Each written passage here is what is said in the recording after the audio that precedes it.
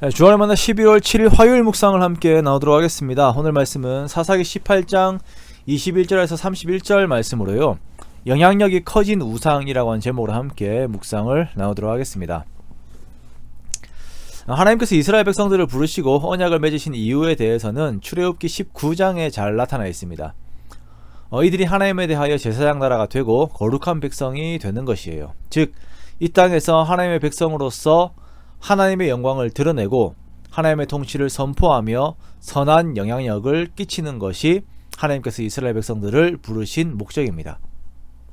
자, 이렇게 되기 위해서는 하나님의 말씀을 잘 듣고 하나님과의 언약을 지켜야 합니다. 이렇게 하나님의 나라가 확장되는 것입니다.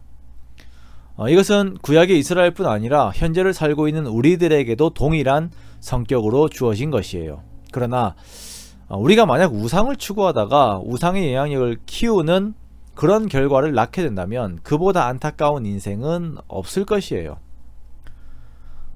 그런데 너무나도 아쉽게도 단 지파와 모세의 증손자가 이러한 삶의 결과를 만들어내고 맙니다. 우상을 빼앗긴 미가는 단지파 사람들을 쫓아가서 자신의 신들과 제사장을 빼앗아간 것을 이제 따져요. 돌려받고자 하는 것이죠. 그러자 단 자손들은 미가와 그의 가족들의 목숨을 위협하며 미가를 돌려보냅니다. 단 자손들에 비해서 힘이 없었던 미가는 그대로 집으로 돌아가게 되어요. 단 자손은 우상들과 가짜 제사장과 함께 라이스 지역으로 가서 걱정 없이 한가롭게 살고 있는 성읍 사람들을 모두 죽입니다. 그리고 단지파 사람들이 그곳에 살면서 성읍의 이름을 단이라고 짓게 되어요. 또한 미가의 집에서 빼앗아 온 우상을 세우고 미가의 집에서 데리고 온 청년, 즉 이 가짜 제사장을 단지파의 제사장으로 세우는데요, 이 가짜 제사장에 대한 소개를 모세의 손자요 게르솜의 아들인 요나단과 그의 자손이다 라고 표현합니다. 참으로 안타까운 일이죠. 위대한 하나님의 사람 모세의 증손자가 우상의 제사장이 되어버린 것입니다. 단지파 사람들이 자신들의 성읍에 세운 이 우상은 이스라엘의 큰 악의 근원이 되어버려요. 이 우상 숭배를 계기로 하여서 단에는 계속적으로 우상이 세워지게 되는데요, 여로보암 역시 단에 금송아지를 세우면서 북이스라엘 전체가 하나님을 배반하는 죄악을 짓게 됩니다. 자, 이 우상이 어디에서 시작이 됩니까? 미가가 그의 욕심이라고 하는 우상을 추구함으로 인하여서 어머니의 돈을 훔치면서 시작이 됩니다. 그 크기가 작은 죄에서 시작하여서 점점 그 죄가 세력을 넓혀가서 개인의 우상이 가정의 우상으로, 가정의 우상이 지파의 우상으로, 지파의 우상이 한 나라의 우상으로 되어버린 것입니다. 이것이 부풀어 오르는 누룩과 같은 죄의 본질입니다. 실로에 있는 하나님의 집에서부터 나오는 말씀으로 살지 않고 자기 소견에 옳은 대로 사는 삶의 열매가 이렇게 되는 것입니다.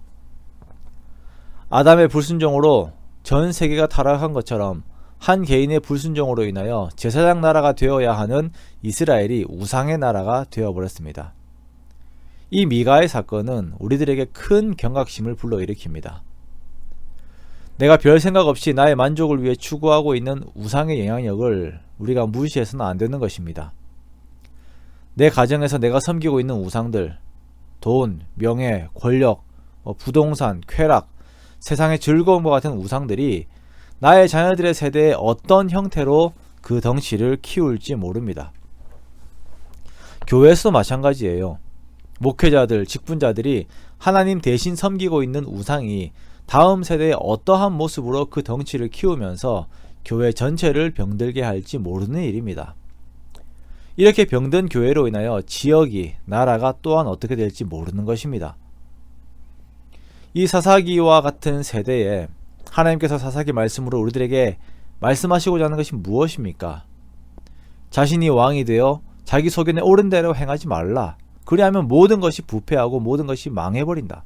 그러므로 실로에 있는 하나님의 집에서 하나님의 말씀을 듣고 순종하라 라는 것입니다. 그것이 현재를 살고 있는 우리가 사는 방법이고 다음 세대가 사는 길인 것입니다. 곧 많은 이방 사람들이 가며 이르기를 오라 우리가 여호와의 산에 올라가서 야곱의 하나님의 전에 이르자. 그가 그의 도를 가지고 우리에게 가르치실 것이니라. 우리가 그의 길로 행하리라 하리니 이는 율법이 시온에서부터 나올 것이요 여호와의 말씀이 예루살렘에서부터 나올 것임이라.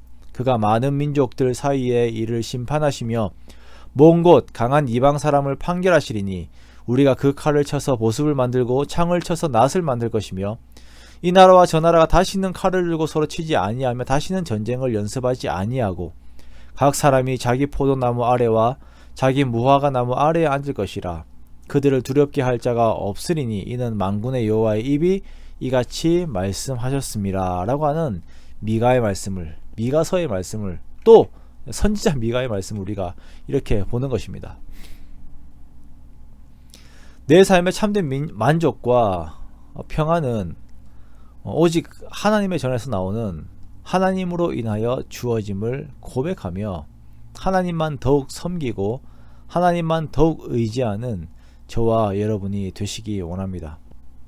그렇게 세대가 지날수록 하나님의 나라가 확장되는, 하나님의 통치의 영향력이 더욱 커지는 귀한 축복이 저와 여러분에게 가득하시기를 주님의 이름으로 축원합니다. 우리의 순종으로 예수 그리스도 안에서의 온전한 하나님의 나라가 이루어질 것을 함께 소망하며 오늘도 기쁨과 활력 가운데 주님과 동행하는 저와 여러분의 귀한 삶이 되시기를 주님의 이름으로 축원합니다.